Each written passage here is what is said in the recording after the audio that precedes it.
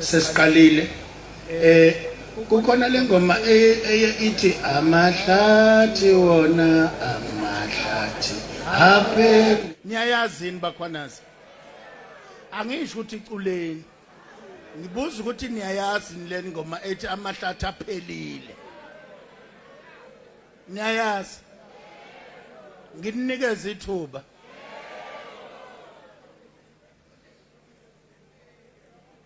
Ndabezitha ngiyafisa ukuthi ngidlulele phambili ngokohlelo sizophakamisa ke manje ozosethulela inhloso nqangi yokuthi sibe la kule ndawo siqoqane ngalolu hlobo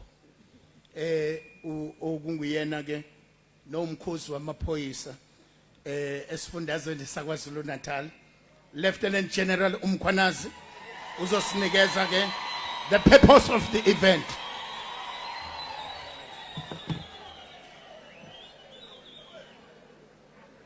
Ngiyabonga kakhulu. Ngikhuleke enkosini yakithi akamkhwanazi. Mphathi wohlelo ngivumele ninomfundisi ukuthi ngibingelele abakhona la namhlanje. Ngiqale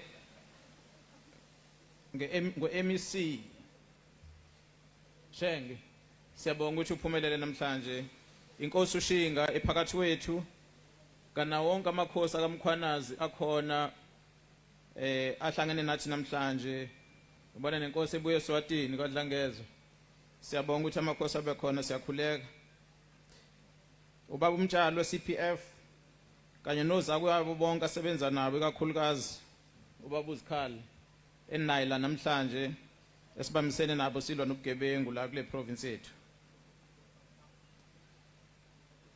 ozakwethu ngamsana nabo Brigadier Ngubane Brigadier Thango maningi amaphoyisa khona la ngibingelele ikhulu zama department esamsana nabo babiyela bamdlovu siyakhuleka umphakathi wonke osihlangene nawo la emvuleni sijabule ukuthi umphakathi uthe awuphume uzoza kulembizwa namhlanje esicelile samaphoyisa umsebenzi wethu ke thina amaphoyisa ubhaliwe wabhalwa encwadini zikahulumeni kule constitution yase South Africa ngicathi nawazi umthetho sisekelo osiphethe sonke ekuthiwa iconstitution ya South Africa kule constitution ya South Africa kukhona la kubhalwe khona ukuthi umsebenzi wamaphoyisa yini section 205 subsection 3 of the constitution ibhalwe nje ukuthi umsebenzi wamaphoyisa ukuvikela ubugebengu ulwisane nobugebengu uphenya amacala amayenzekile uvikela abantu nempahla zabo njalo njalo igama lokuqala elibhalwe khona MEC elinikeza umsebenzi wamaphoyisa elokuthi uvikele umphakathi uvikele ubugebengu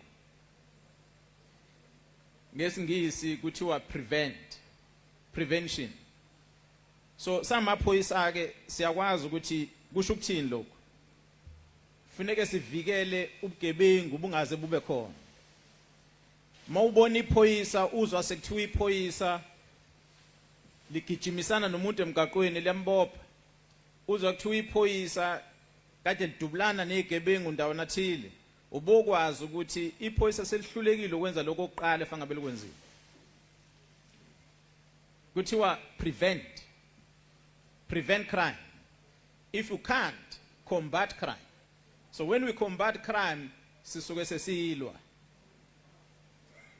asifuni ukuthi siqale sifike ekulweni eqala siqala ngokuthi sixoxisane ukupreventa kusho ukuthi kufanele sihlale kanje ukuze sigweme into yobugebengu engasenzeka mayidlula lapho sesidonse ikhaya sesingena entsimini asifuni ukufika lapho ngicathi siyazwana sihlangene la namhlanje ngoba sizama ukwenza lokho umthetho osithuma wona asihlangene la ngoba sizokhuluma ubukhosi sihlangene la samaphoyisa MEC nomphakathi wonkana ukuthi sizovimba ukuchitheka kwegazi liyahloma silibhekile samaphoyisa liyahloma lento eyenzekayo esibonayo la asifuni ukuthi kufike uDisemba isekhona ngoba kwafika uDisemba kuzofika lezi insizwa eziphila ngentelezi eqhamuka emahostela ezofika zingasazwile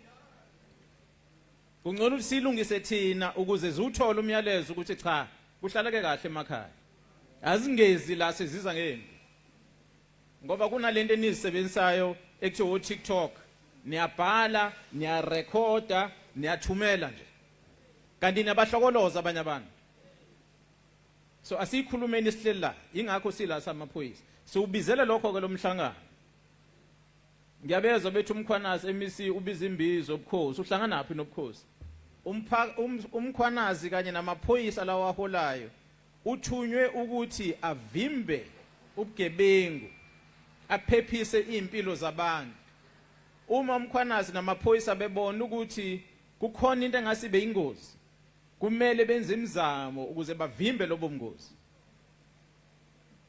lento iqalaphi lesiletha la namhlanje isukela ngomsombuluko lwamasonto amabili adlule ngithintwa isilo ebusuku siyangifonela sithi mkhwanazi kukhona into engahambi kahle la endlunkulu ngizocela ukuthi uthumele amaphoyisa kade ozobheka kungathi kukhona abantu abafike ngamabhasi amabili isizwe saka mkhwanazi kukhona singagculisekile ngakho ngase ngithumela amaphoyisa ukuthi ayobheka ukuphepha afika ahlala amaphoyisa kubheka ukuphepha inhlanhla leyo bekhona inkosi uShinge esinayo la ngaphakathi kwethu namhlanje kanye nenkosi uChilize engicela ukuthi bangakwazi ukuyichaza udaba ngoba bengekho mina kwakhulunywa ke kwaphela ngathola umyalezo ngabo 11-12 ebusuku ukuthi cha sekuhlukene sebehambile la kade befikile esilweni ngicabanga ukuthi into seyixazulekile ngolesibili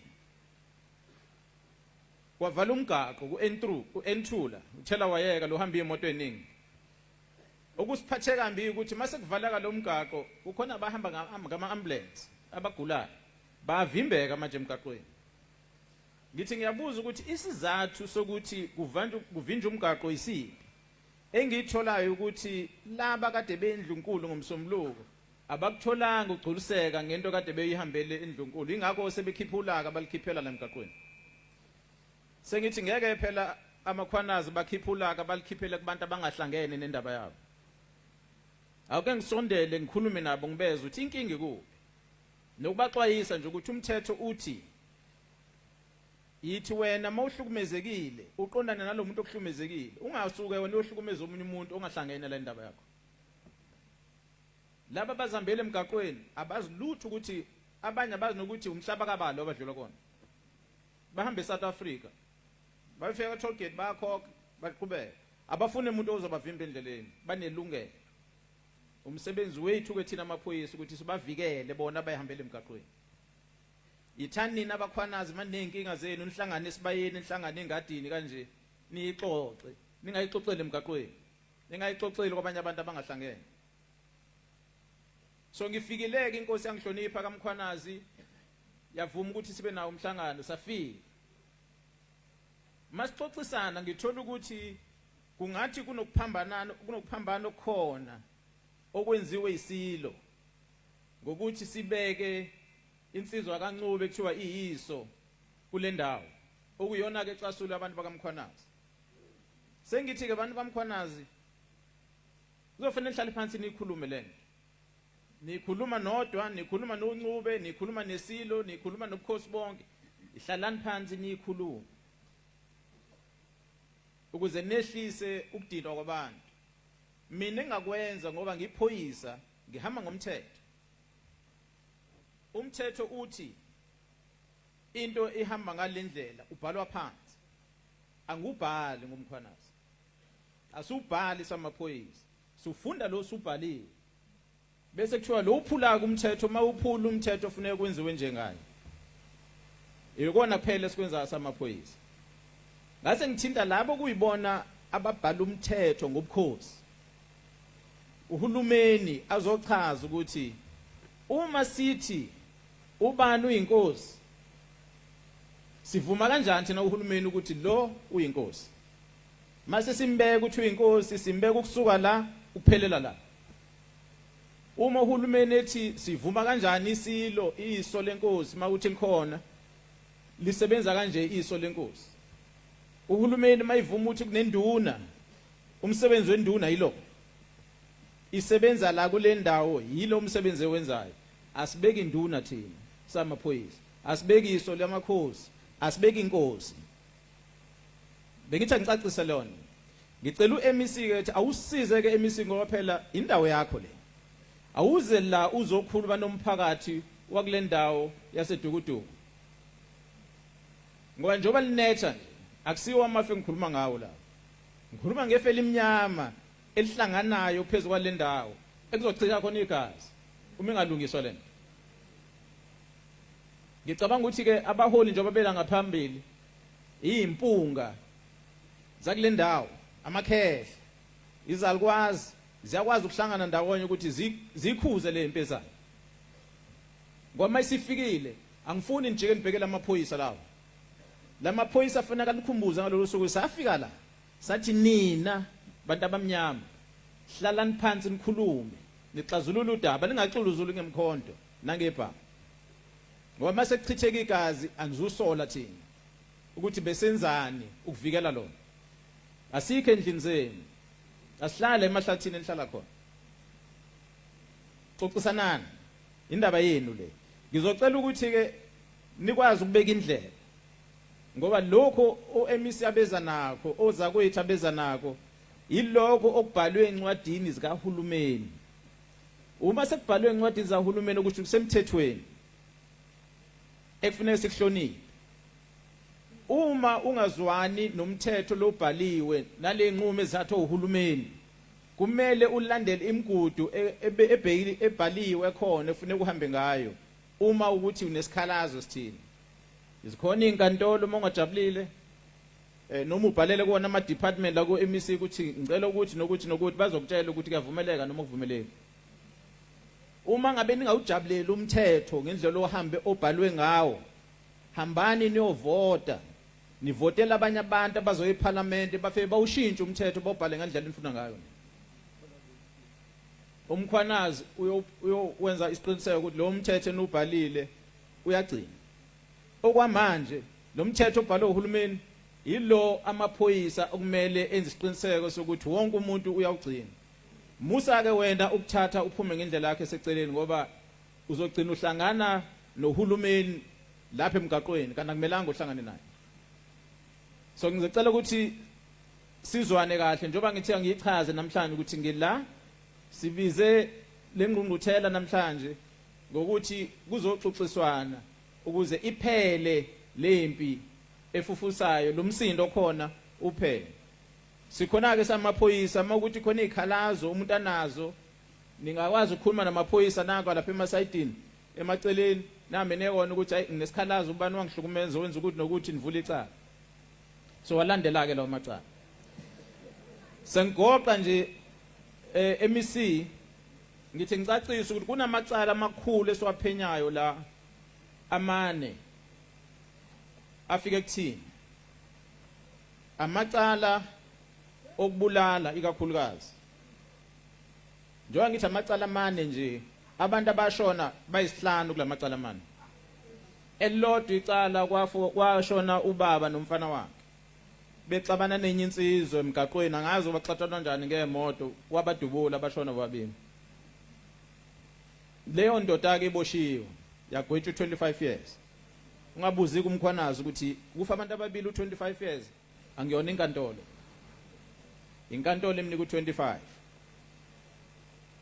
kodwa sesiyakuthola ke MEC ukuthi lo muntu nalesikhala sisebenzisile ukubulala uyise nendodana isona sikhali esibulale owayekade eyilunga lenkatha ikhansela la kule ndawo owabulawa qala isona sikhali esabulala lo kade umngani walelo khansela encathwe induna la kule ndawo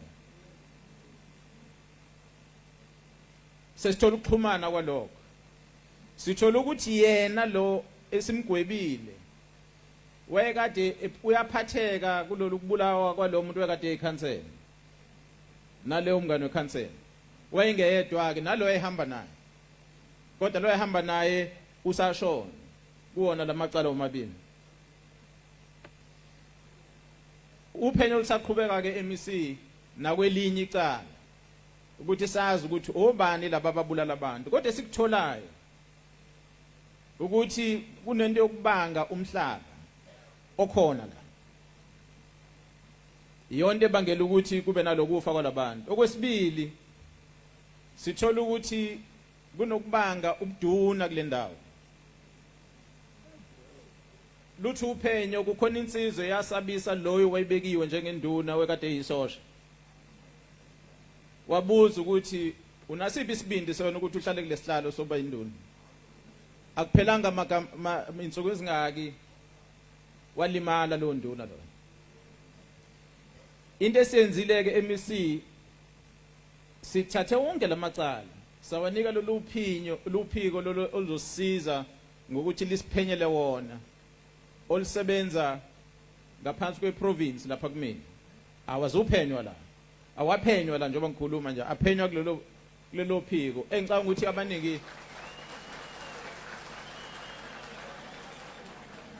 engicanga ukuthi abaningi ke sebeze balwazi besingathanda ulazi kakhulu MEC kodwa kulezi insuku sezela duma kakhulu ngoba uphiko oluthunywa ukuthi libheke ukulimala nokuhlaselwa kwamalungu omphakathi okuyibona kakhulukazi abaholi bethu uhulumeni wathi asilikhande lelithimba ukuze laba okuyibona abaholi abalinyazwayo sikwazi ukuthi sisheshise ukuphenya kwamacala abo njengoba lo walimala koqala la wayekade elunga leIFPA councilor lelo cala lathathwa lafaka lo phiko uhulumeni waphinde wathi abaholi bendabuko induna namakhosi nabo mabelimala lawo macala ahanjiswe kulelo phiko ingakho ke nalamacala engalapho kulelo phiko lolo selikhuluma ngalo kakhulu endabeni MEC okuthiwa iPolitical Killings Task Team PKTT ibonaka abawaphethe lawo macala ngizocela ukuthi sisebenzisane ke namaphoyisa mangabe phenya ngoba esikutholayo ukuthi ikhali ezisetshenziswayo yibhamu ikakhulukazi so lona loyo konesibhamu kule ndawo uyosixolela is either usilethe emaphoyiseni ukuthi aningeni usitesta lesami ukuthi asikaze sisetshenziswe endaweni embi uma ungasilethi sizosifikela thina sosicela ukuthi awusondeze sifuna ukubona ukuthi akusona nisike salimaza ngithe siyavikela ubugebengu prevention sivumeleni ukuthi sivikele ubugebengu ngoba okulandelayo emva kwa prevention ucombating masithi siyacombatha uzolibuza ephoyisa ukuthi what does combat mean okusho ukuthi lokho kusesinqeni lephoyisa kufanele iphoyisa likubambe ngesandla ngoba usuke sekukuphi ngiyacela ukuthi singaze sifike kuloko bakwethu program director angifuni ukwanda kakhulu ngicabanga ukuthi lento esengiyichazile seyophuma ku TikTok ukuthi umkhanazo uyibize lembizo nje akuyona amaphoyisa akuyona yobukhosi eyokuvimba ubugebengu ngiyabonga kakhulu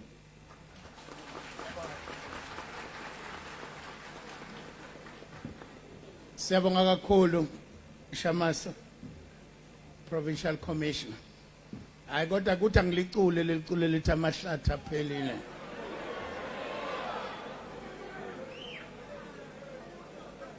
akusekho ukucasha phelile amahlathi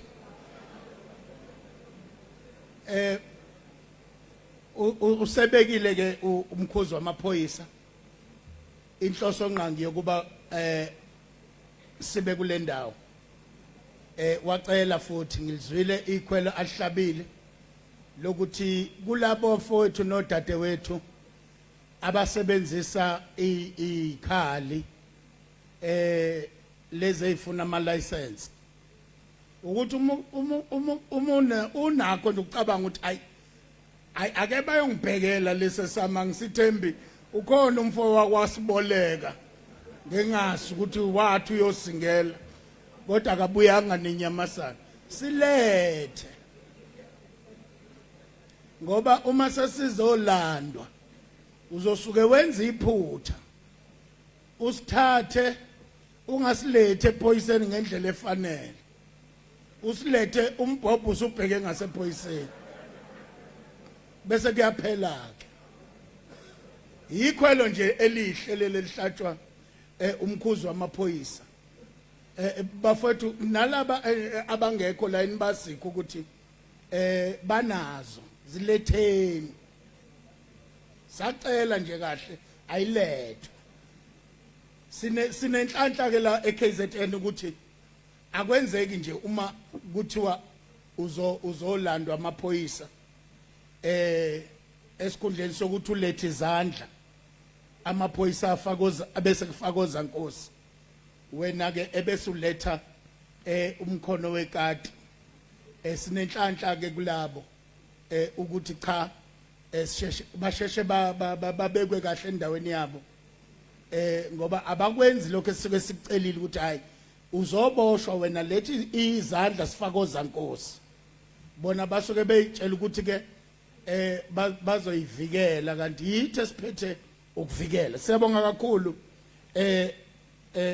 umkhuzi kwamaphoyisa ngizocela ukuthi siphakamise ubaba uMantshinga okuyena ke usihlalo we-Community Police Forum kwaZulu Natal inhlaka ke eyisebenzisana namaphoyisa uzochaza ke yena nanokuthi siyafisa nje ukubona zanda lezi inhlaka emphakathini Mantshinga. Ngiyabonga mphathi ohlelo uKhelelo Khaba ngibingelele ngikhuleke emakhosini Inkosi uShinga uphakathi kwethu Shamase namakhosi onke akhona ngaphakathi endlini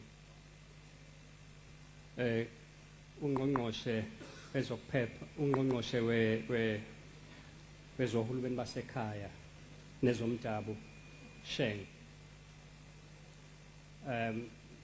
umkhuzi wamaphoyisa kwaZulu Natal commissioner wethu uNdonga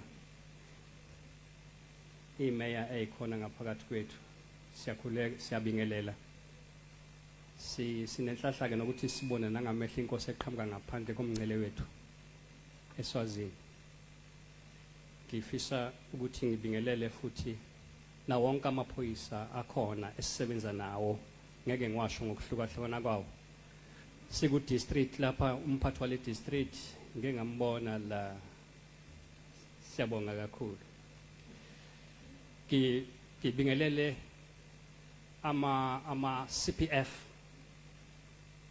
akhona ngaphakathi kwethu ne-youth desk ekhona ngaphakathi kwethu bese ngibingelela sonke isizwe senkosi umphakathi wasemkhanyakude sanibonani bese ngiobserve iprotocol bakwethu labe ngafika ngakubona ngiyazi baningi kakhulu kodwa okwami ngikuzele lapha ngaphambili ikakhulukazi emva kokuba uNdonga esethulile inhloso yalomhlangano ngijabula kakhulu futhi ngisamile lapha ngiyababona lapha yana oza kwethu bama CPF kade ngimbona usihlalo we-district yalapha ubaba uzikhali sibabona ngale mbala legqokwe uyikhali lapha yana anginako umuntu uyazi imbala kodwa khona nje kusondelene nokubahlaza blue bese kuba khona abe youth desk nabo abagqoke umbala lo ongathi uthanda ukuba yigolide bafethu iCPF yuhlaka lolu olukhona kuyo yonke South Africa not kwaZulu Natal kuphela lezi inhlaka zikhona ngokomthetho sisekelo walelizwe njengoba uNdonga kadesho lapha zikhethwa kuwo wonke ama district awu11 kuzo zonke iziteshi zikhona abantu abakhethwa umphakathi ukusebenzela umphakathi besebenzisana namaphoyisa kulesi sifunda sasemkhanyakude njengalokhu iziteshi zakhona ziwu11 bakhona kuzo zonke iziteshi eziwu11 bandele ukuthi yonke into engahle ibe khona ephazamisa umphakathi nokuvikeleka komphakathi kube lula ukusheshe bayithole ngoba bawumphakathi bayikwazi ukuyindlulisela emaphoyiseni ukuze ukuphepha komphakathi kusheshe kuqinisekeke. La uma ngabe kukhona ngathi kunyakazisa nje umphakathi, siyacela nibasebenzise. Siyacela nibasebenzise abese wonke amakhansela khona alesi sifunda meya. Siyacela ukuthi ungabibiki ikhansela elingakwazi ukuxhumana nalabo bantu futhi nabo basebenzisane namakhansela onke. And futhi baphinde basebenzisane namakhosi onke nemikhandlu yamakhosi. Uma ngabe kuhlala imikhandlu yamakhosi suke silindele ukuthi phansi kwalowo mkhandlu kube khona abakhona ukuzothamela umkhandlu wenkosi. Ukuze izinto ezithinta ukuphepha emkhandlweni wenkosi zisheshe itholakale ngabo futhi. Laba bantu mabesebenza abawugqoka umbala wezepolitiki. Bagqoka le uniform engishoyo ngale kwalokho sebengayigqokela impahla zabo. Basebenza ngaphandle kokubheka ukuthi lo muntu odinga usizo wakuliphi iqembu lezepolitiki ngaphandle kokubheka lokho. Kodwa futhi baphinde bahloniphe wonke amakhosi akhona basebenzisane nawo. Ubaba uyikhali osihlalo wala sithema sifika lapho kwakhuluma nakimesho ukuthi ujabula kakhulu ukuthi namhlanje uNdonga awulethela pha lomcimbi. Ngoba zikhona na ezinye igodi ayibalile ukuthi ungathi ziyathinteka enyakazisekeni kwempilo zabantu kabinyana. Ngakho ke siyacela ukuthi simthinte siwathinte ama-CPF nawo ama-members e-CPF asilekelele. Ngoba uma ngabe into isireportiwe laphayana kulula ukuthi ayithathe ubaba uyikhali iye phezulu. Inamba kababa uyikhali u-076 244 9649. Futhi ke malungu omphakathi ahloniphekile bantu benkosi, angabikho ilunga lomphakathi elingenayo inamba kama-stage. Bonke oma-stage zonke iteshi zinabaphathi bazo. Ngakho asenzeni isiqiniseko sokuthi unayo inamba kama-stage. Uma kukhona nje into eyenzakalayo, umuntu oqala lapha ubona ufanele umthinte uyena uma-stage. Asibe nazo-ke inamba zoma-stage. Nawo amalunga ka-CPF angabibikho ilunga ka-CPF elithi alinayo inamba kama-stage. Kwendlulele kuzofika ngisho ku-district, umphathi we-district sibe nazo inamba zabo ukuze zonke izimo eziqhamukayo sikwazi ukuthi siyikhalime. Bafethu sibonga kakhulu kunkwali yenkosi ukuthi asilethela. Ngicabanga ngazathi uChristmas usheshe wafika emkhanya ukuthi sizoba nalo luhlobo lokuhlangana, sizokwazi ukuthi ukuphepha kwabantu kuqinisekiseke. Ushilo ke obesivulela lapha wathi uNkulunkulu walithanda izwe wanikela ngendodana yakhe ukuthi lo nalo wangabhubhi kodwa benokuphila okuphakade. Nathi ke kwaZulu Natal sinayo indodana uNkulunkulu anikele ngayo ukuthi singabhubhi kodwa sibe nokuphila okuphakade. Ubani? Angizwanga kahle? Akushongo mina kusha abantu. Yilento ke esiyifunayo ukuthi nathi singama-volunteer sivolunteerele khona lokho ukuthi abantu benkosi abangabhubhisi khona kodwa abaphephe. Ngiyabonga kakhulu mphathi ohlelo. Siyabonga manje ngasimpihlombe elikhulu. Umanje ngaphansi ngobugebengu phansi. Phansi ngokubulala phansi. Phansi ngokuhlukumeza besifazane nabantwana phansi. Phansi ngobugebengu phansi. Phezulu ngamaphoyisa phezulu. Phezulu ngoNdonga phezulu. Akuqondene ibongo nje bafethu akonakele lutho kuqondene ibongo. Siyabonga bamantshinga, siyabonga kakhulu. Siyakukhuthaza nje ukuthi umphakathi usondele emaphoyiseni ukusebenzisana namaphoyisa ekulwisaneni nobugebengu. Kuleli thuba ngizocela ukuphakamisa ubaba uNdlovu osuka la ongu acting chief director ku Department of Land Affairs. Ibona abaphethe umhlaba ke kuhulumeni uzochaza ke udaba lwakhe. Siyabonga kakhulu Gatshe. Asibonge program director, ngibingelela amakhosi, ngibingelele uMEC okhona la nathi, ngibingelele amaphoyisa umphathi uNdonga ngibingelele nozakwethu isivamise ukusho ukuthi all protocol observe nonke nemukelekile mina igama lami ngingusifiso ngokwaNdlovu ngisuka lapha kuyikhomishana yokubuyisela kwamalungelo omhlaba kwaNdonga ibomvu in Pietermaritzburg engaphansi kweDepartment of Rural Development and Land Reform ngizokhuluma ngeprogram yethu kanye nesicelo sase Dukuduku angisho ke ukuthi siyikhomishana le yokubulela ukubuyisela kwamalungelo omhlaba sinomunye umsebenzi esinike wona uhulumeni othi labo bantu labo noma leyo mphakathi leyo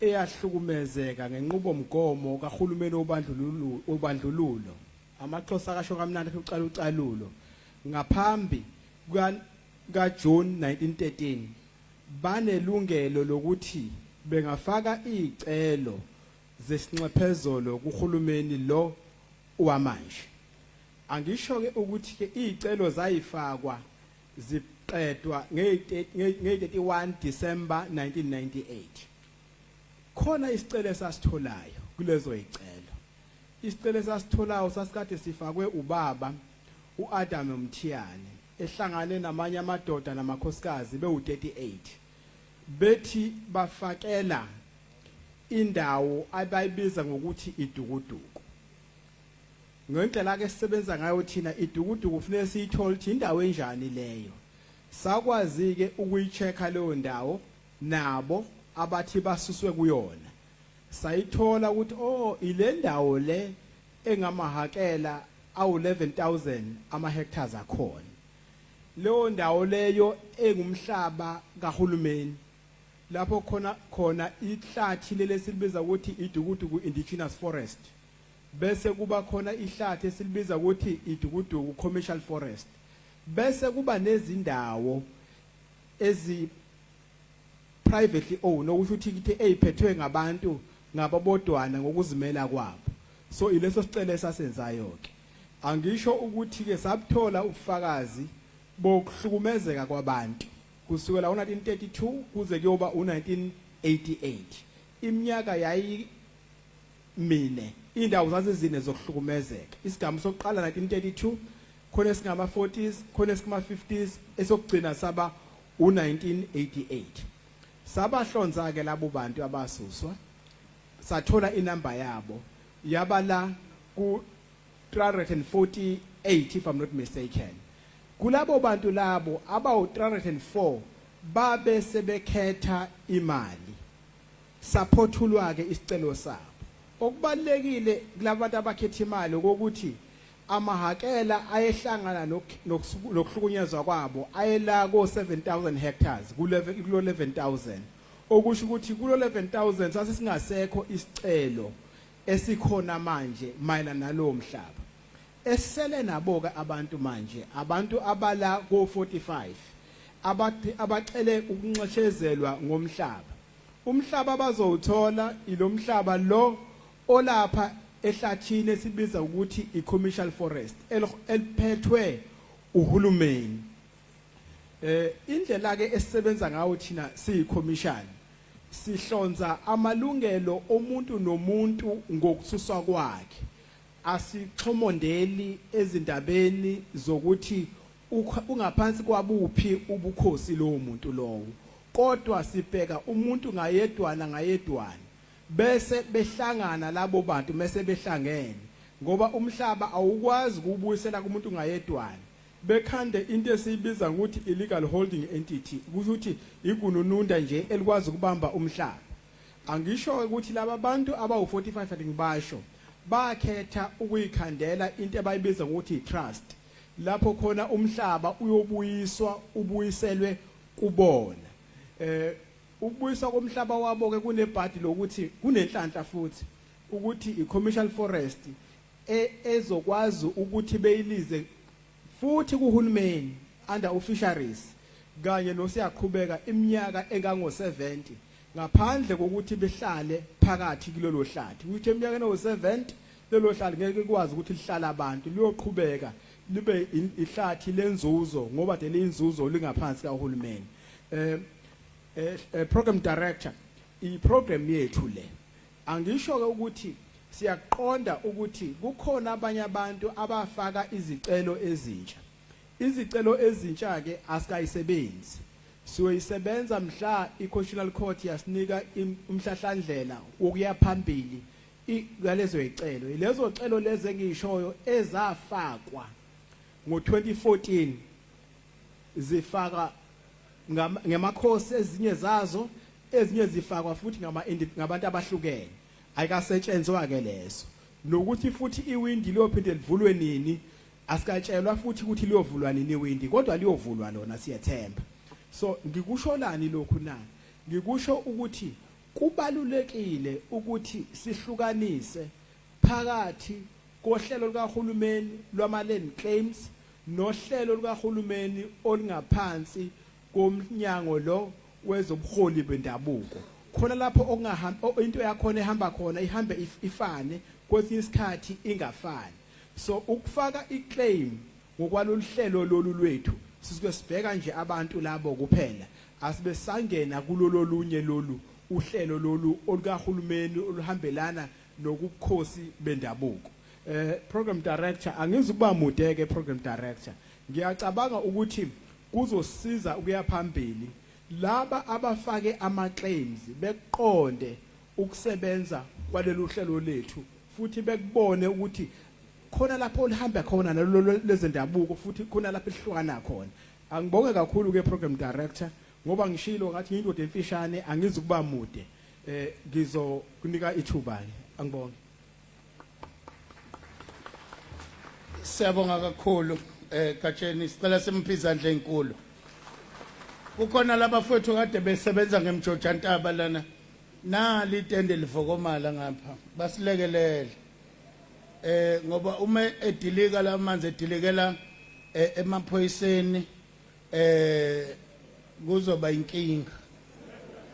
Bafowethu siyacela labafowethu betende basilekelele futhi qondene namaphoyisa nalelapha ekhoneni nakhona futhi kuqondene namaphoyisa ngazi noma into yamabomi.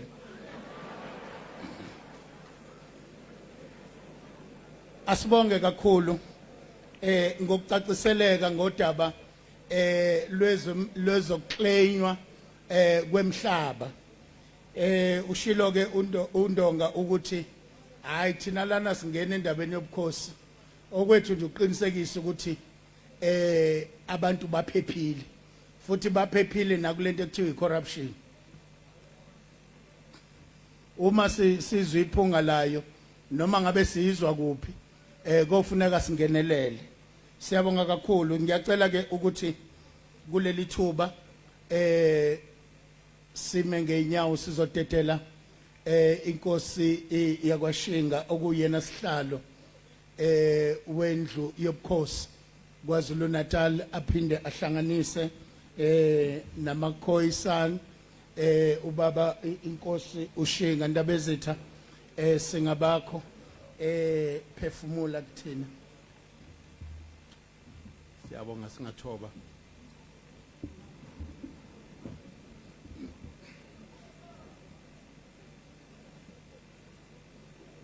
Asibonge kakhulu mphathi ohlelo ngikhuleke enkosini yalapha kwaMpukunyoni amakhosi akamkhwanazi inkosi yakadlangezwa nenkosi evela eSwatini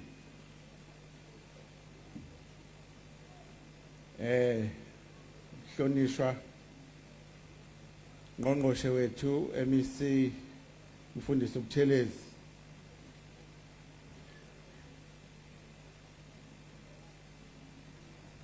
ubaba umtshali ekhona ngale ephethe ama CPF esifundazweni sakithi kwaZulu Natal kanye nobaba uZikhali obekade khona okhona phakathi kwethu. Ngibuye futhi ngithi babumeya Tungwa osiphathele isifunda salapha eMkhanyakude noNyambose oyimeya yalapha ekhaya kwale nkosi General Mkhwanazi nabo bonke ithimba lonke lesifundazwe elisigadele ezokuphepha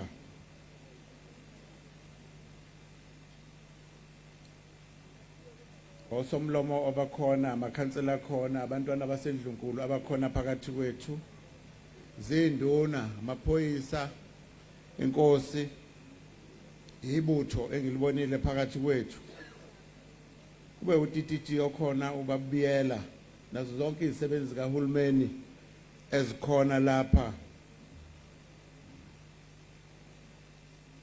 sithi asithokoze kakhulu sindlu yobukhosi ukuthola leli thuba lokuthi sizohlangana lapha nomphakathi walapha kule ndawo edukuduku namaphethelo ushilo uGeneral Mkhwanazi ukuthi ngomhla ka3 kuNovember kwafika isizwe sakaMkhwanazi esikolweni sesilo emashobeni lapho sasibizwe isilo noma sasinxuswe isilo ukuthi ake sisondele ngoba kwakuzwakela ukuthi kukhona ungeneliseki okukhona phakathi kwesizwe okusho ukuthi ke omdala wacela ukuthi ake basondele abakhwanazi ukuze kuzozwakala ukuthi ngabe ikuphi okuyisikhalo sasikhona ke nenkosi yaseMadungeni ewusekela sihlalo noma ewusekela ndunankulu wesilo kukhona nabantwana basendlunkulu ababekhona futhi ngesikhathi sizohlangana nabo abakhwanazi kwabake ukuthi isikhalo esikhona ukuthi isilo ngolesihlanu olwalindulelwa ubusomluko lowo kwabakhona ukuthi omdala aphakamise iso lakhe kule ndawo yalapha edukuduku okwangabanga kuhleke kubakhwanazi ukuthi kuzwakale izindaba ezinjengalezo sakudlulisa ke nenkosi yaseMadungeni ukuthi isilo sikuzwile ukukhala kwabakhwanazi futhi kuzothatha indlela yokuthi kube khona indlela okukhulunywa ngayo ukuze kulungiswe isimo sakudlulisa ke lokho kubakhwanazi ukuthi cha isilo sikuvezile ukuthi akulona udaba elingalinakile kepha udaba oluzolifakela izibuko likwazi ukuthi lisetshenzwe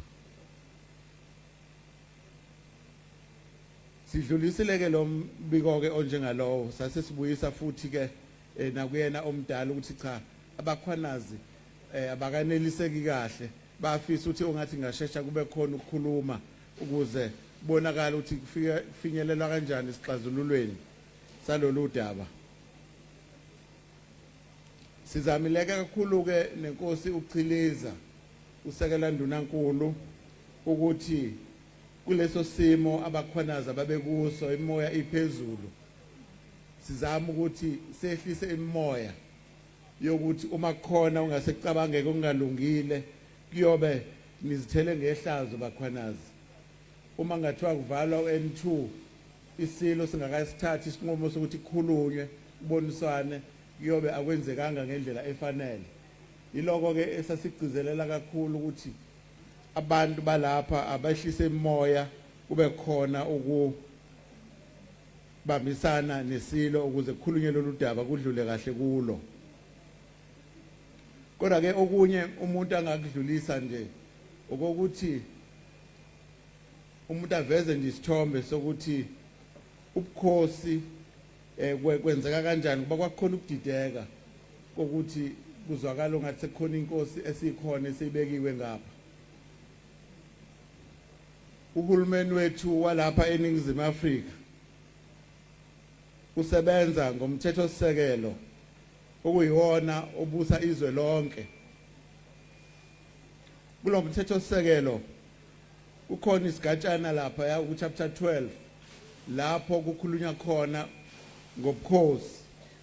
Isigatshana nje sifishane nathi sakhala ngaso ukuthi asicwilisekile ngokuthi sebekhona, kodwa yilapho uhulumeni eveza khona ukuthi into yobukhosi into ekhona noma kungaphelele, kodwa ke uhulumeni uyabazi ubukhosi ukuthi bukhona futhi kufanele bube khona.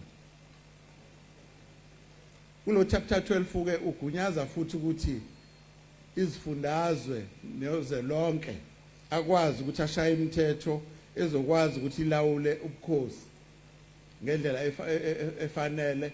Kube khona futhi indlela yokuthi ubukhosi uqokwe inkosi nenkosi futhi ibekeke ngendlela efanele.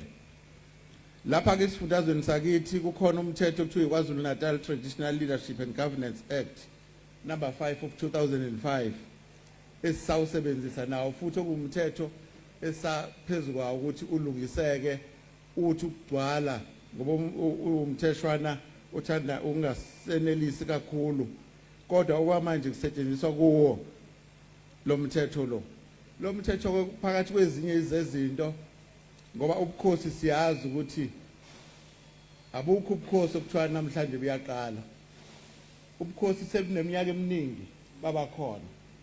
Ubukhosi into yasemandulo, ibona uhulumeni wakudala wendabuko.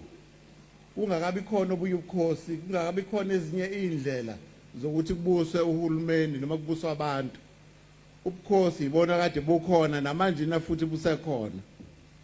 Umthetho ke uthi uma inkosi isikhotheme leyo esuke ikhona, ngoba siyazi ukuthi njoba kusuka kuleminyaka nje mhlambe u500 edlulile ubukhosi bese bukhona. Ubukhosi obukhona buqhubeka lapha. Uma ke ubukhosi sekukhothema inkosi, lo mndeni wenkosi uyahlangana wenze indlela yokuthi kube khona indlela zokuzila, kwenziwe wonke amahlambo, kwenziwe konke kufanele kwenziwe, bese ke umndeni uyahlangana uqoka inkosi ekuyiyona ezobahola kulo mndeni lowo. Uma ke umndeni sewukwenzile lokho kweneliseka, uyaye bese ubhalela ke undunankulu wesifundazwe. Undunankulu wesifundazwe ngokusebenzisana no ngqongqoshe noma nomnyango wakakhokt kube yiwo ozokwazi ukuthi ubhekisise ukuthi kungabe kuhambe kahle yini. Uma lokho sekwenzeke ngendlela, kuyaye kube ukuthi undunankulu uyabeke esekufaka kwigazette ukuze lokho kube semthethweni, kwazizwe lonke, kwazi wonke umuntu ukuthi nangu umuntu oseqokiwe aba yinkosi kuleso sizwe leso. Kuyaye kube khona futhi nesigaba sokuthi uma lo muntu esephakanyisiwe, indlu yobuholi bomdabu esifundazweni yazisa ukuthi kukhona osekwenzekile esizweni esithile lapho inkosi isiqokiwe, sekukhona inkosi ethile esiqokiwe. Nathi sazi njengelesifundazwe uma lolo daba noma leso senzo sesenzekile. Uma ke kuzokwenzeka ukuthi lapho kungahambanga kahle khona ngendlela, ubuyelwa futhi emndenini.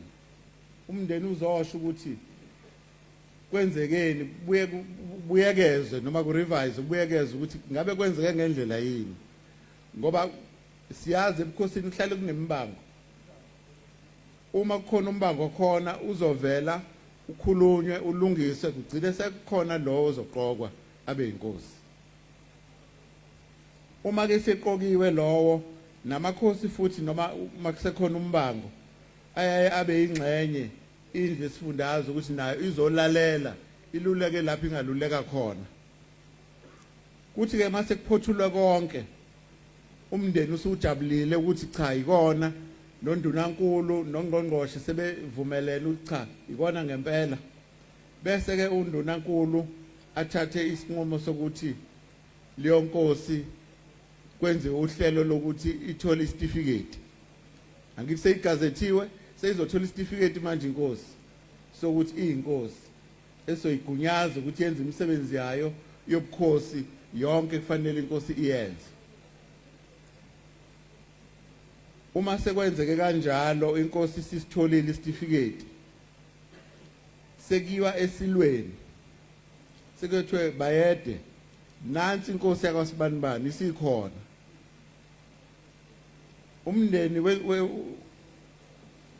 wesilo abantwana baseNdlunkulu bahambe bayothathisela lapha ya kulomndeni lo wenkosi uthi ngempela ngabe kuyikho yini, ngoba sizama ngayo yonke indlela ukuthi lapho kukhona ubukhosi lapho busunguleka khona noma buvuselelwa kade khona inkosi kade ikhona sekukhona enye, ngoba imndeni isuke mhlawumbe inkosi inabantwana abaningi mhlawumbe kubangwa abantwana ke baseNdlunkulu baphuma futhi baye lapho kulomndeni uyothathisela ukuze omdala angathi mayesezothela amanzi ezothelisa amanzi kuzogeza isihlalo utholakala ukuthi khona into engalungile. Yilapho ke futhi omdala esebenza khona umsebenzi wakhe ukuthi inkosi mayisiqokiwe umndeni kwahamba kahle konke ngohlelo lukaNdunankulu necabinet bese kuzothelwa amanzi kuzogezwa isihlalo njoba kade kukhona inkosi endala ukuze inkosi entsha ikwazi ukuqhubeka kahle nomsebenzi. Kuya ukuthi ke emva kwaloko sekunziwe lo hlelo lokuthelwa kwamanzi isilo sibuye futhi sesiza ke kuleso sizwe ke manje sesizogcoba lenkosi ngokusemthethweni ukuze lonke uhlelo lwenkosi liqhubeke kahle ngendlela efanele ukuthi ikwazi ukuphatha isizwe sayo. Kuyaye ukuthi ke isilo mase siwenzile lo msebenzi inkosi isuke seyinegunya nelungelo lonke lokuthi seyingakwazi ukuziqokela induna zayo yakho umkhandlu wayo ezosebenza nawo ukuze ke inkosi ikwazi ukusebenzisana kahle nanomasipala nanohulumeni kube khona ukubambisana okunjengalokho. Phakathi ke kwemisebenzi ke nje embalwa esiye sinqome sigcizelele masikhuluma ngendaba yobukhosi noma eminingi yona imisebenzi yobukhosi ikona ukuthi inkosi ibumbe isizwe ihlanganisa isizwe uhlale njalo kunokuthula phakathi kwesizwe. Inkosi isebenzise lela bhukwana leli leconstitution ikwazi ukubambelela kulona nayo yonke eminye imithetho ikwazi ukuthi inkosi isebenzise yona, nokuthi ke inkosi okubaleka kakhulu kuyona ukuthi ihlale igcine ukuthula ngaso sonke isikhathi phakathi kwesizwe sayo. Ikona esigcizelela kakhulu lokho nomthetho futhi okugcizelelayo ukuthi inkosi ayikwazi ukuthi ingatholakala yenze okungalungile okuphambana nomthetho. Eminye imisebenzi yenkosi leyo esiye sigcizelele ukuthi inkosi kuze igama lamakhosi liphakamiseke yiloko kufanele kwenzeke. Okubaleka kakhulu ke abantu balapha edukuduku namaphethelo phakathi kwezizwe lezi esikuzona losesizwe ukuthi namanje umuntu usanaka ukugcizelela kokuthi ukuthula ikona esikudinga kakhulu la kulesikhathi. Isilo noma ikanjani sizogqugquzela ngayo yonke indlela nathi ukuthi lo mthwalo lo osukhona phambi kwethu sihambe siyolungisa udlule ngendlela efanele. Ngeke ukuthi awuphelile nje basilana nje. Ngicela ukuthi nikuzwe lokho. Akakusho ukuthi sekuphelile kodwa thina sokunxusa kunina ukuthi nikezana isilo ithuba lokuthi sihambe siyokhuluma lo msebenzi lo osebenzekile la ukuze kube khona ukuthula wonke umuntu aneliseke egcineni. Sizimisele nathi ngoba sihlale sikhona isilo masenza lo msebenzi sikhuluma silungisa futhi sizobe sikhona futhi. Yiloko ke thina singagcizelela kakhulu ukuthi uma konke kusheshe kwahamba kahle niyozwa inkosi iyoza noma ingasiphi isikhathi lapho siyobe sesihlangana khona singasebaningi kakhulu yileyo madlazana okufanele azohlangana eduze ukuze lolu daba silungise ngendlela efanele. Siyophoxeka kakhulu kabi singamakhosi isilo ukuthi abantu balapha esizweni senkosi nabanye abantu abakhona eduzane kuyoba khona ungaziphathi kahle. Sinxusa lokho kakhulu uvelile eqaleni ukuthi kuze isikhathi esibi manje sika Christmas okuyisikhathi esingesihle kakhulu kuya kube khona izinto eziningi ezimbi ezenzekayo kodwa zibe zidalwa yithina sokungeve ku Christmas okuwukuthi ke sicela ke abantu balapha egameni lesilo kube khona ukuthula kube khona ukuziphatha kahle sikwazi ukuthi lolu daba sithola ithuba lokuthi siyolikhuluma ngendlela efanele ngalawo magama ke mphathi ohlelo sicela ukuthi sehlele ngezantsi kodwa sibe nako lokho ukuthi ungqongqoshe wethu naye usazosinikeza umkhombandlela kulomsebenzi onjengalona ongangalona siubhekile manje ngiyabonga ngiyacela ke siphakame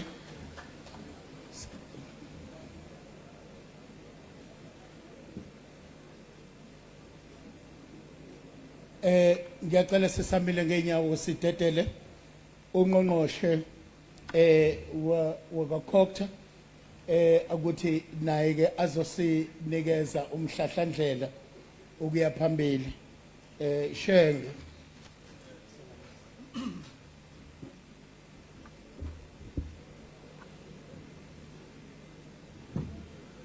wakhiphe inhliziyo elitshe wafaka inhliziyo kamoya uJesu amangalisa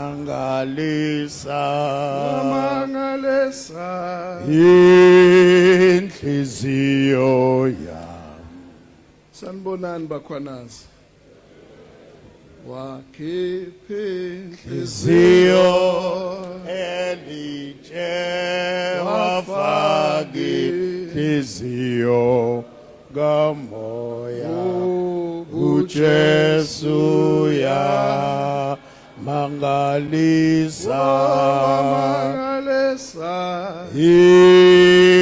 inhliziyo ya sibonga kakhulu kuKenneth Khaba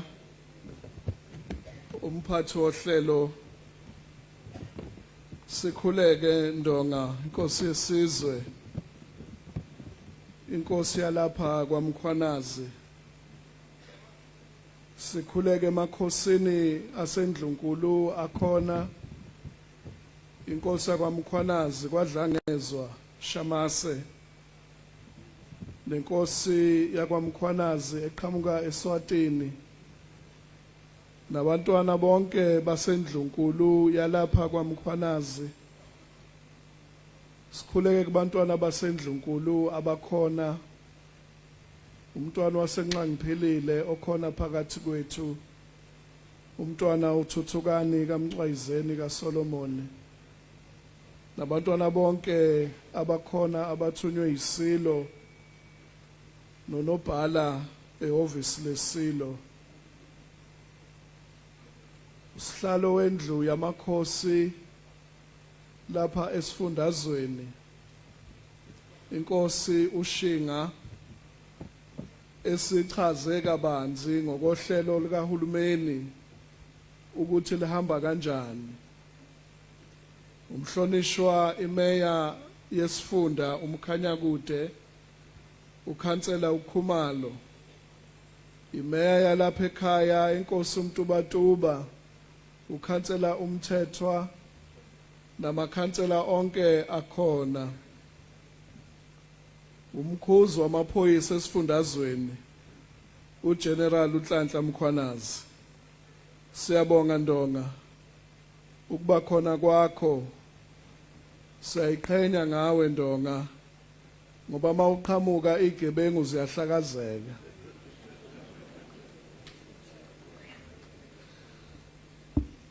manje abakhwanazi banetiye ngoba ihlombe enishayele ngayo uGeneral Mkhwanazi alifani naleli lami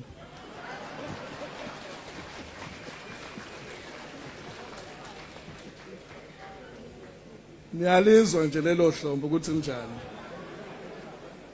kodwa uGeneral emilapha kuze kwashayo ngisho amakhwela 2 ngithi ninetiye bakhwanazi ngoba uma kusukuma uGeneral ezokhuluma nize nakhipha nama cellphone kumshutha Mase kusukuma mina ama cellphone asebuyele emakhukhwini.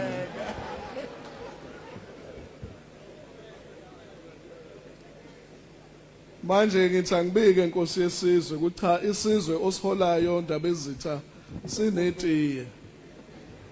Ngibingelele zonke izinduna ezikhona umphakathi wonke ohloniphekile. Umphakathi ohloniphekile angisasukumi nalutho.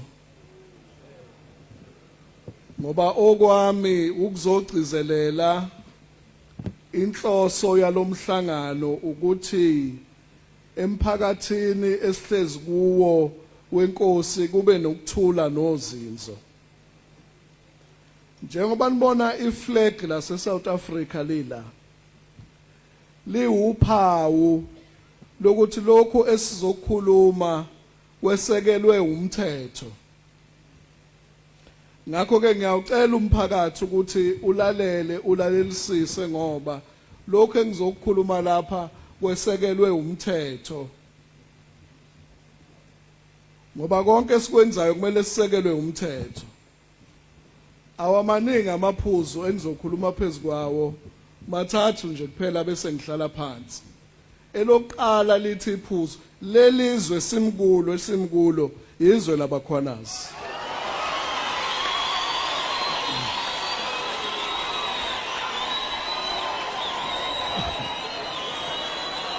Oh.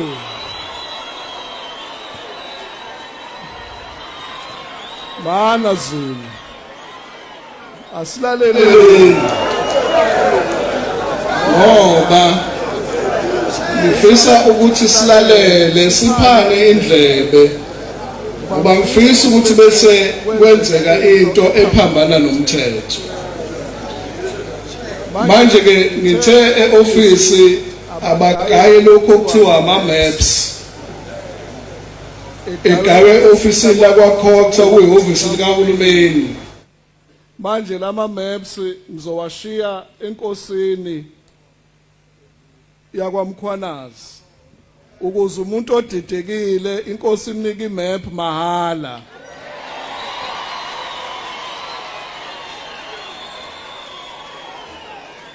Ngoba njengoba inkosi uShinga isichazile isizwe nesizwe silawulwa imngcele. Yingakho ke kunama maps anjena awu283 ngoba amakhosi lapha kwaZulu Natal awu283. Inkosi nenkosi ine map esho igodi zayo. Igodi zalapha kwaMkhwanazi zingamashumi amathathu 30.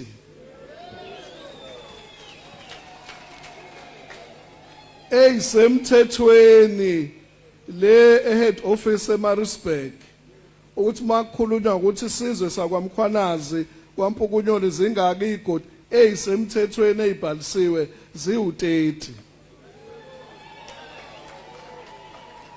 Isigodi nesigodi kunemngcele yaleso sigodi bese kuba khona induna eqokwa inkosi ngokwesigaba sika section 29 womthetho. Inkosi eqoka induna. Manje ke ngeke ngifunde zonke izinduna kodwa ngizokhetha kuphela igodi ezintathu ezizakhele lapha iDukuduku Ndaba Ezitha okuyizwelene Elisha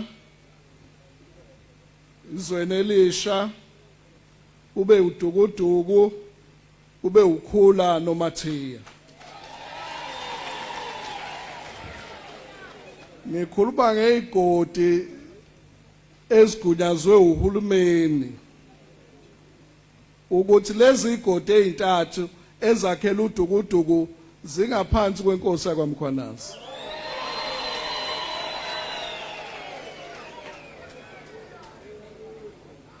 Ingakho besigqugquzela ukuthi abantu abeze emhlanganweni ukuze beyizwele ukuthi uhulumeni usebenza kanjani. Ezweni Elisha induna yakhona uDube Sipho Dlozi.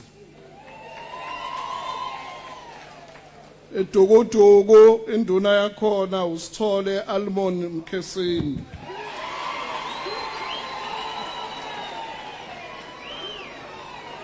Ekhula noMathiya zimbili induna, umsane bese kuba umsweli.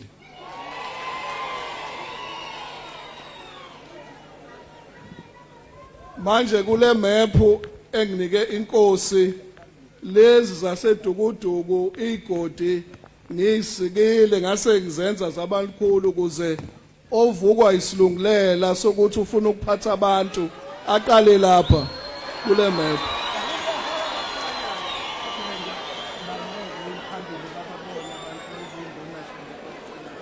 No. Nisekhona mphakathi. Ngakho ke njoba silapha siuhulumeni sizoqhuquzela ukuthula nenhlala kahle nokuzwana nokwamukelana sonke sihloniphe umthetho nesigaba somthetho. Lapha ezweni labakhwanazi kuneminyango eminingi kahulumeni eneyindawo. Kukhona indawo engaphansi kweDepartment yakwa Forestry and Fisheries, umnyango wezamahlathi. Kunendawo engaphansi kwa Public Works wala esifundazweni. Kunendawo engaphansi kwa Khokta. Kunendawo engaphansi kaMasipala. Yonke leminyango eyakhele lapha isizwe sakwaKhwanazi umthetho okuthiwa i-Intergovernmental Framework Act uthi yonke leminyango ayisebenze nenkosi yalapha kwaMkhwanazi. Ngamanye amazwi uma umeya walapha enkosi uMtubatuba umeya umthethwa ezophasisa usomqulu wentuthuko edidiyelwe okuthiwa iIDP, uma kungekho lapho okusayine khona inkosi yalapha kwaMkhwanazi angiyiphasisi leyo IDP leyo, ngoba ubukhosi buyingxenye yokuphathwa kwabantu kuleyo ndawo nakuleyo ndawo. Yingakho amakhosi enendlu yawo le esifundazweni eholwa inkosi ehloniphekile inkosi uShinga. Lapha eMkhanyakude kunenkosi uGumede okuyiyo ehola amakhosi ukuze akwazi ukuxhumana neminyango kahulumeni. Ngakho ke sizochaza lolu daba ngoba kumele sixakwe into engamele isixake. Ngoba abaningi babe ngamqondi ukuthi uthini umntwana wakwaphinda angene ngo1994 uma ethi akuphelele lapha eNingizimu Afrika uma amandla amakhosi engacacisiwe. Wayilwela lokhu kumntwana singavele kusukuma umuntu ekseni ayibize ngenkosi.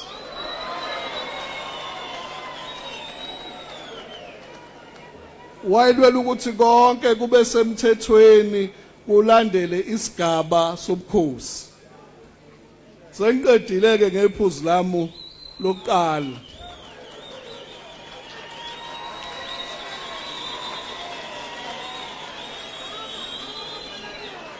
Sengiza ke manje ephuzwini lesibili ngoba acelile amaphoyisa ukuthi umhlangano wethu usheshe uhlukane kusakhanya.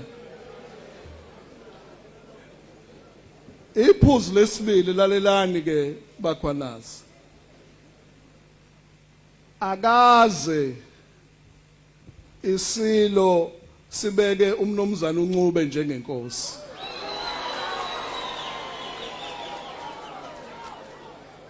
Ngomhla ka31 October ngangikhona mina emhlanganweni eMashobeni. Asikazi ungaya kuwo wonke amavideo ongawathanda. Asikaze isilo simbeka umnomzana uNcube njengenkosi.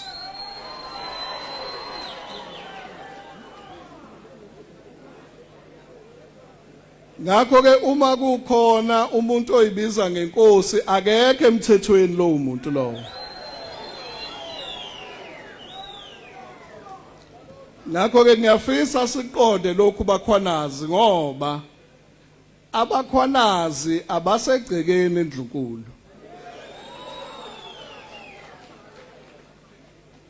Inhlonipho thina siyifunde lapha kubakhwanazi. Abakhwanazi bayisibuko sokuthi isigaba sobukhosi sihlonishwa kangakanani. Ngakho ke akaze nangelodwa ilanga isilo sibe nongabazana uthi lelizwe lele labakhwanazi. Asikazi silo simemezele inkosi phezulu kwenye inkosi ngoba ikhona inkosi nansi inkosi yenu bakhwanazi.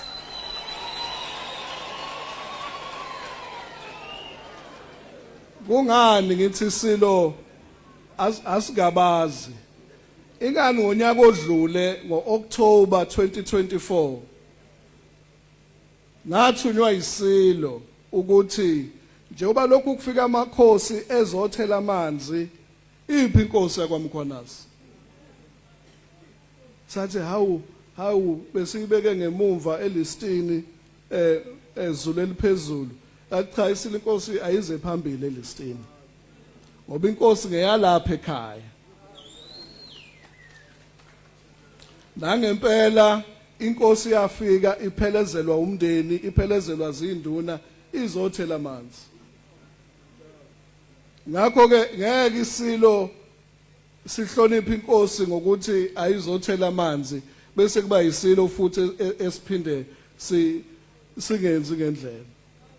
Ngakho ke ngiyakufisa ukuthi bakhwanazi siqonde lokho ukuthi umnomzana uNcube akaze amenyezelwe njengenkosi emenyezelwa isilo.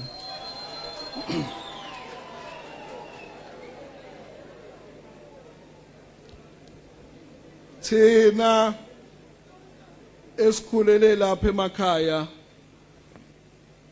siyazi ukuthi inkosi uSomkhele izalwa lapha eNdlunkulu ngumntwana uNtilika kaSenza ngakhona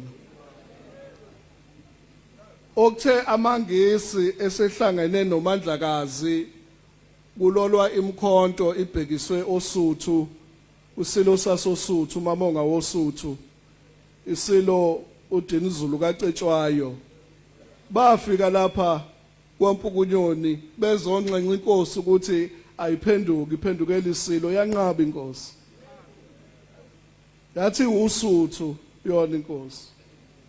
Ngakho ke bakhwanazi nini uSuthu olukhulu yinini kumele nihambe phambili ngenhlonipho yokuhlonipha isilo ngoba umlando uyaniphoqa ngoba okhokho benu baze bahamba kulelizwe bevikela isihlalo bekhuleka esihlalweni nani bakhwanazi silindele lokho kini ngoba sikhule kunjalo. Ngakho ke namhlanje umphakathi ohloniphekile bonke kade bedidekile akuphela ukudideka asikazi silo siphakamisa inkosi ekuthiwa uNcube lapha ezweni labakhwanazi.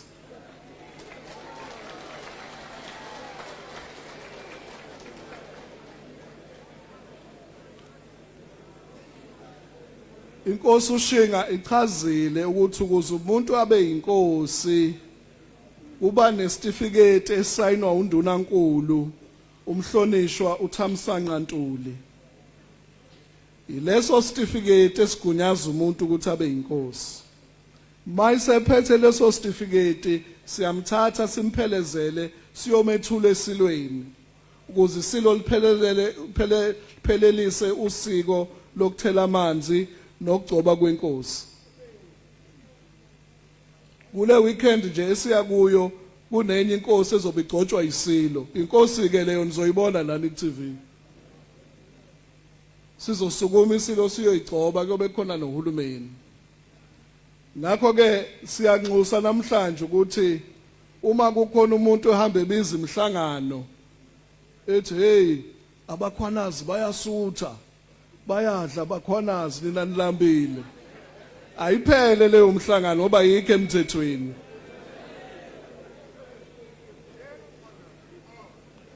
Isilo sinelungelo lokuthuma noma ubani imthuma imisebenzi yasendlukulu. Singamthuma nangumeya isilo sithi awuphuthume ungenzele lo yamsebenzi. Isilo singamthuma uNcube sithi Ncube gijima ungenzele lo yamsebenzi. Akusho ukuthi lo muntu lowo useyinkosi. Manje ke ngiyafisa ukuthi sigweme kukhona abantu ekseni abafike kimi general bathi bathunywe inkosi uNcube ngathi ayikho into ukuthi kuthiwa inkosi uNcube.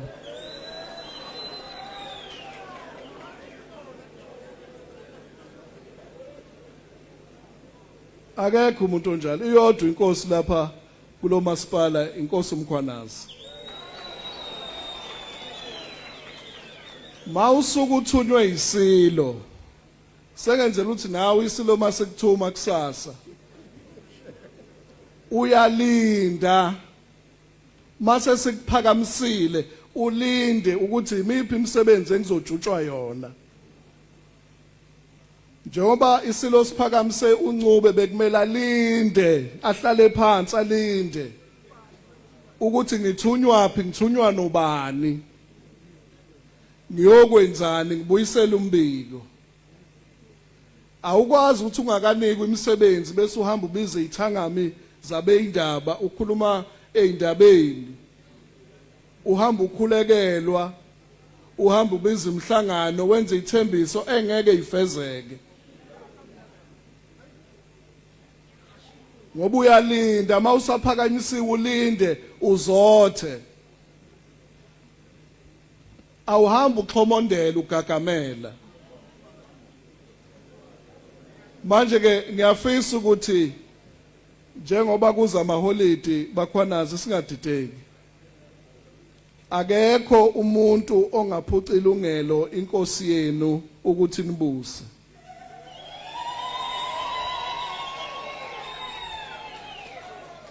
Yingakho isilo sathi ayisheshizi inkosi yakwaMkhwanazi ukuphelelisa usiko ngoba isandla sokuphonsa kwesilo inkosi yenu.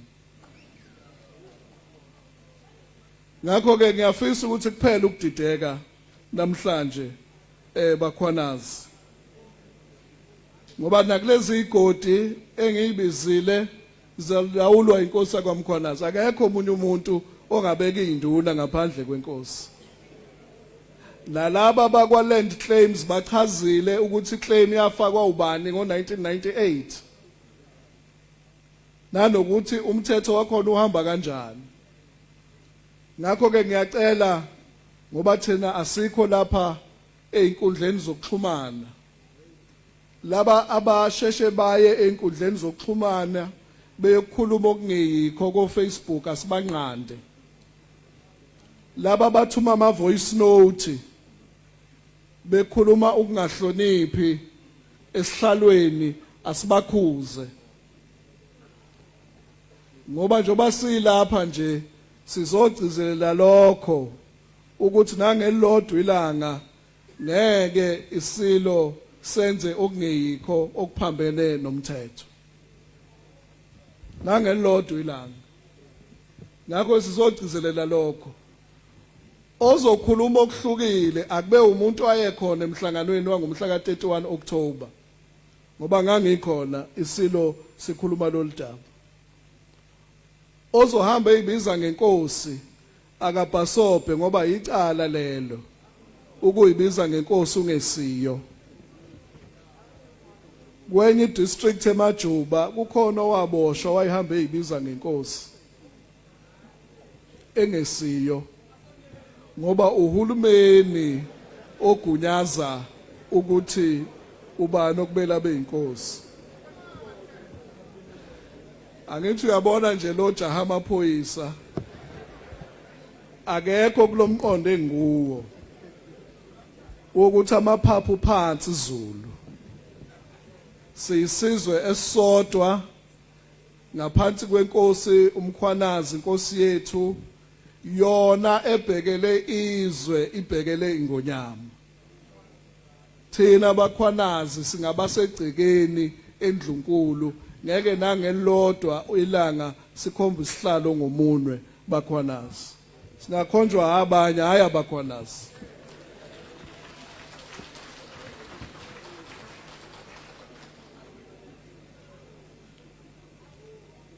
Ngakho ke ngizogqugquzela ubunye sizwe senkosi, ngizogqugquzela ukuhlalisana okuhle, ngizogqugquzela ukwamukelana, ngizogqugquzela inhlonipho esaziwa ngayo thina lapha kwaMkhwanazi, ukuthi lo msindo obukhona umsindo ongamele ngabe ube khona, ngoba kuvele kwavuka umuntu wayibiza ngenkosi engathunywanga lokho. Ngakho ke thina esilandela umthetho esibuswa umthetho sizonxusa bakhwanazi ukuthi hayi ayikho inkinga ekhona, isilo ngesenu sizovikelwa yini ngoba nina ningabasendlunkulu. Abantu abasuke bethunywe isilo abafunda ukulinda, bacijwe kahle, bangayi emphakathini benze into abangathunywanga yona, bangayi emphakathini bayibize ngento abangesiyo, ngoba lokho kuphambana nenqubo omgomo yakithi kwaZulu, kuphambana nomthetho waseNingizimu eAfrika.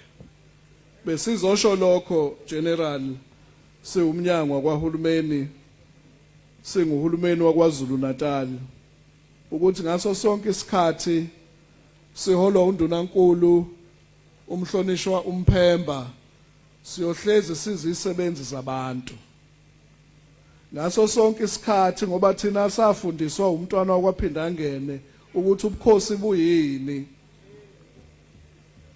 Ngaso sonke isikhathi ngeke saphambuka kuleyo mgomo umntwana asifundise yona. Ngaso sonke isikhathi siyohlonipha sizivikele isilo, ingonyama yesizwe samaZulu, ngoba iluphawu lobumbano lwethu sonke njengesizwe, iluphawu lwenqubekela phambili yethu, iluphawu lokuthi thina njengesizwe samaZulu siyayiqhenya ngomlando wethu ojulile. Yingakho inkosazana yesilo sakwaNobamba umntwana uNtikili wathunywa lapha kwaMkhwanazi ukuzodla ubukhosi bakwaMkhwanazi. Obasendlunkulu lobo bukhosi badliwa, budliwa inkosazana yenkosi. Ngakho ke abanye abangahameza akusiba abakhwanazi abangabanga umsindo bawubhekise endlunkulu, ngoba nina niyindlunkulu, nina nilusutho olukhulu. Ngakho ke ngalawo mazwi Nkosi yesizwe Ndonga sifisela inkosi unwelo olude, sinibongele bakhwanazi ukuthi nibe nenkosi enomoya ophansi. Noma kuvuka ivunguvungu inkosi vele imoyizele, ngoba uphawu lobuholi lolo. Sibonge Nkosi uShinga ukuthi uma isilo sizwa abantu baso bekhala bese silo sinithuma ukuthi nilalele, ngoba uphawu lobuholi lolo, okusho ukuthi isilo sethu inkosi enenhliziyo yabantu elalelayo. Ngakho ke bakhwanazi akonakele lutho, asiqhubeke nempilo yethu, sihloniphe inkosi, sihloniphe induna ezibekiwe, sibambisane nazo ngokwezigodi zawo, bese ukuze makukhona omunye ozokhuluma okuhlukile kulokhu sazi ukuthi lowo akahlosile okuhle, akahlosile okuhle. uba kuzoba khona umuntu ozothi ukhulumela abakhwanazi akhulume into ezokhombisa ukungahloniphi isihlalo akathunyiwe yini lo muntu. Ngakho ke ngalawo mazwi sifisa ukudlulisa ukubonga okukhulu umphakathi wakithi, niqhubeke nihloniphane, nazi ukuthi thina njengezisebenzi zenu siyohlezi ngaso sonke isikhathi siphambi kwenu. Usithokozise emhlonishwa umeya ukuthi njoba sizwa ukuthi umkhanya kude kuneyinhlelo zamanzi ezofika emphakathini, ilokho esithanda ukuzwa intuthuko. Hayi umuntu ozovuka ekseni abeke izinduna zakhe singazazi.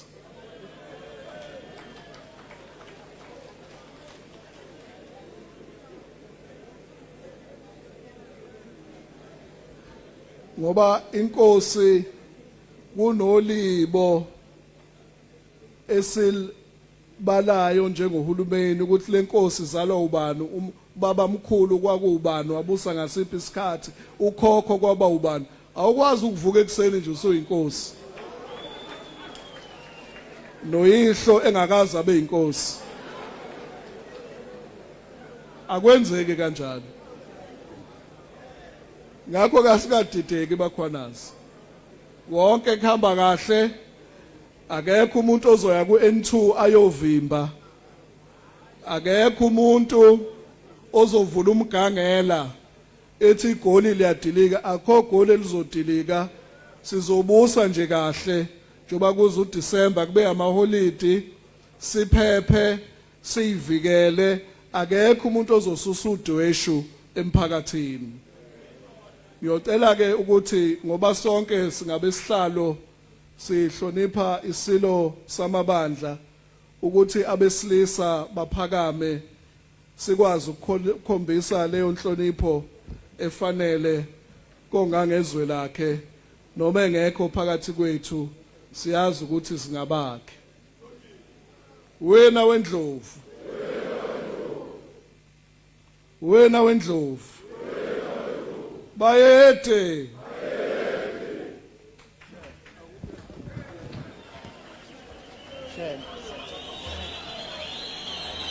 Hayi.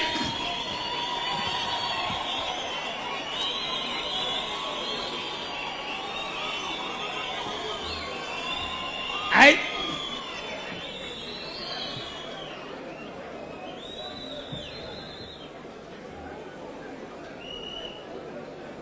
Awungivumeleni bakithi ke ngidedele ubunduna nkulu. Hayi.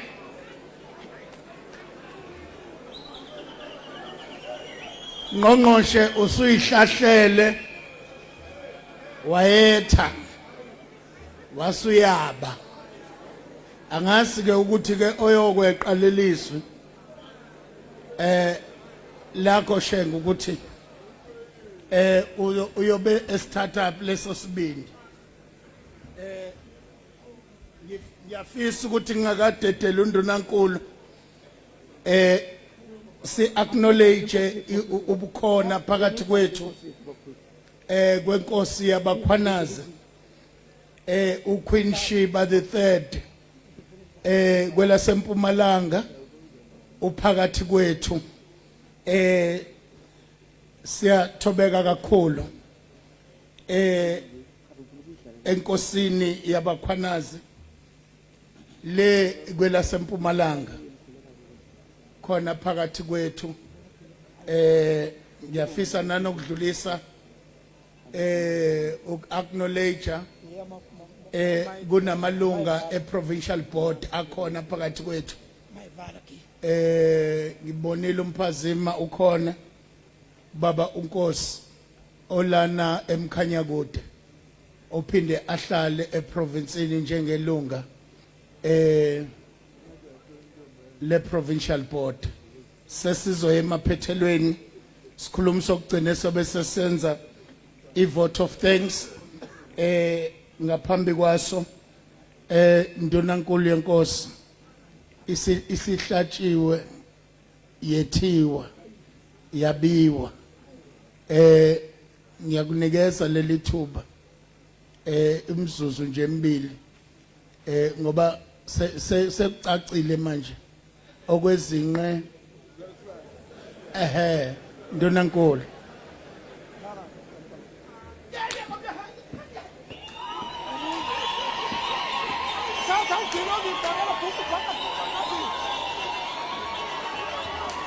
apha mabutho kanti nansi insizwa igiya ngezandla bakhwanazi yagiya ngezandla bakhwanazi insizwa kwenze njani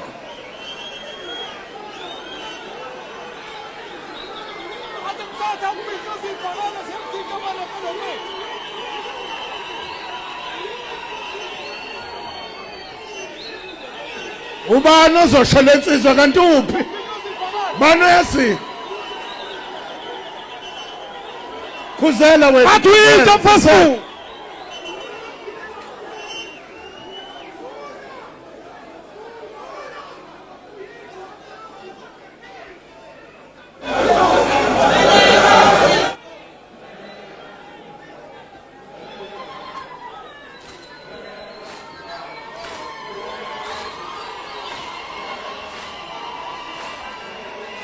Baba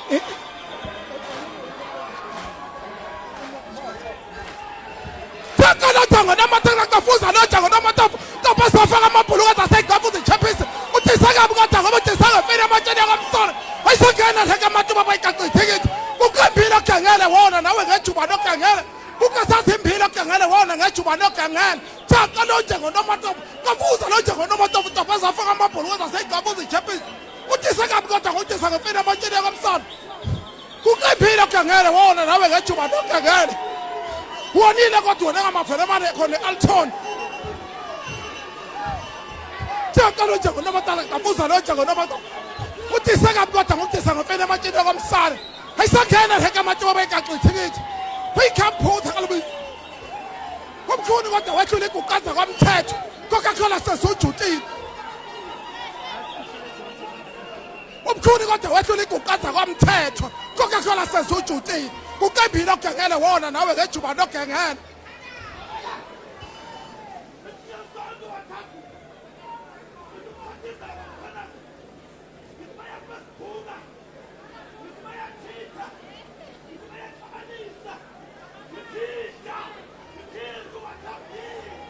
yija WhatsApp yija ukembile ogangele wona nawe ngejuba nogangele omkhulu kodwa ngokuhlula iguqaza kwamthetho uCoca-Cola sesujutile omkhulu wahlula iguqaza kwamthetho hayi phuzu phume wethu wona ngejuba nogangele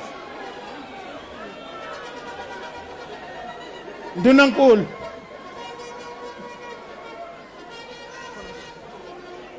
wonke lamabandla novalo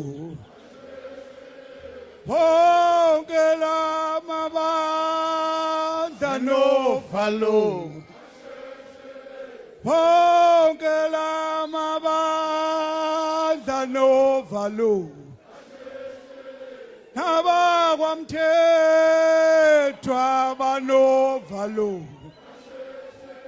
nabakwamthetshe banovalo wonke lamabandla novalo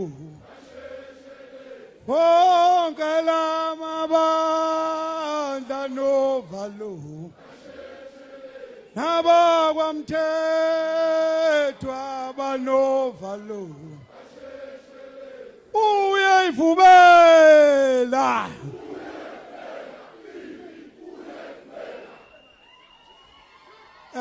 mphathi uhlelo ngizoba mfisha nje iminute elilodwa ngingawabonga amakhehla kithi ngabe ngenze likhulu iphutha shenge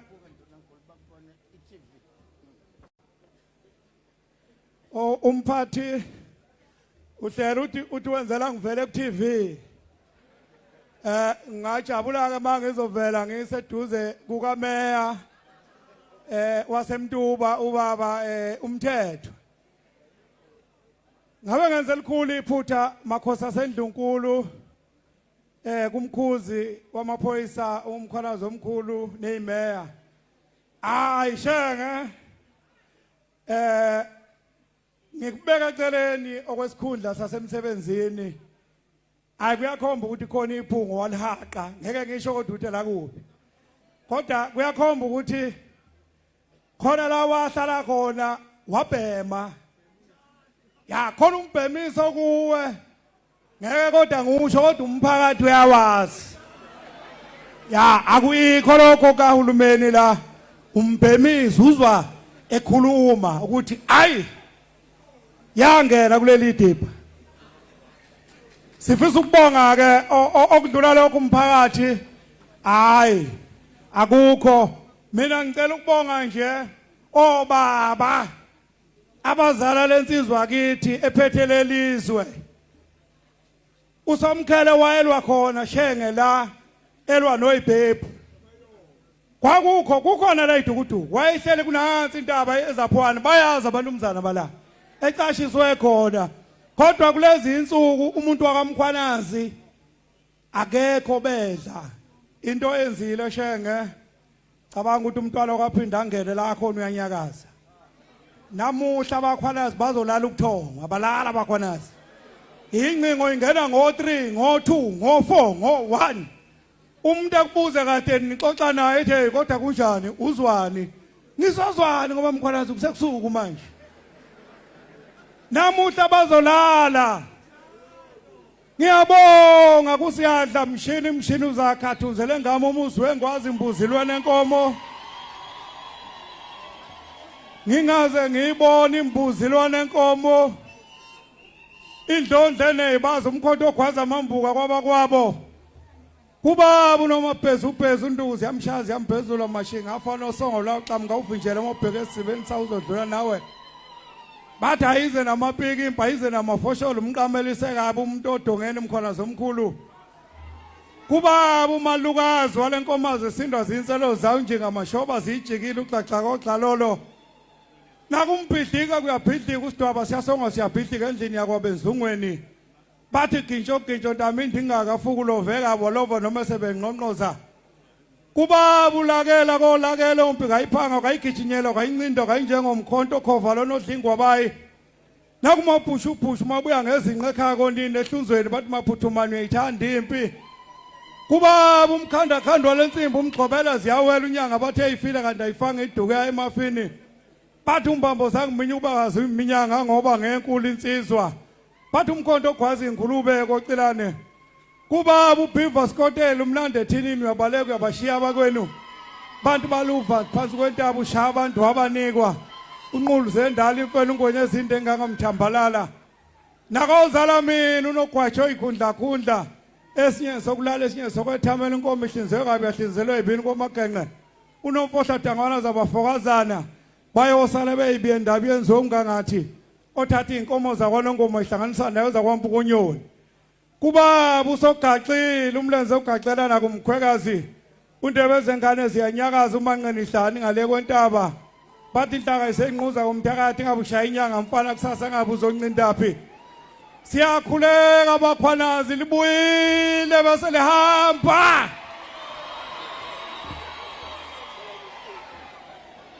Ntonankulu hayi siyathokoza Ntonankulu sesifike ke emaphethelweni ohlelo lethu ngizodedela ke okuyena ayihlale phansi bamba umthetho hlala phansi sengizodedela ke imayor yenkosi uMtubatuba municipality ukansela uNyambose uyena ke ozobe sesenzela amazwi okubonga emveni kwakhe sizobe sesicula ke umobe wesizwe ngiyacela basilungiselele la ke kumobe wesizwe sonke sizobe sime ngenyawo abafowethu abasithwalele iqoko bazethule uma sekucula umobe wesizwe labo ke abafaka imfaniswano kahulumeni bazokwenza njalo bayazi ke bona ngi emveni kwalokho ke sobe sesiba nememezelo bese sifika